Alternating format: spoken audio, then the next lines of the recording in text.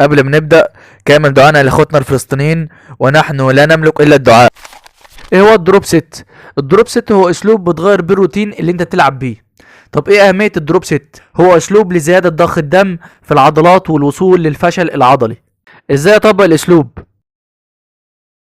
انك بتلعب باقصى وزن، وبعدين من غير ما تاخد راحة بتقلل الوزن، وبتلعب، وبعدين من غير ما تاخد راحة بتقلل الوزن، وبعدين بتلعب لحد ما تجيب اخرك.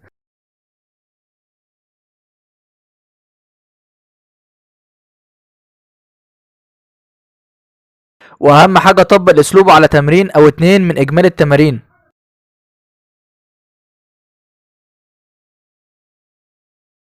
صل على النبي يا جدع، واعمل لايك لاخوك. مش تفرق معاك بس هتفرق معايا كتير.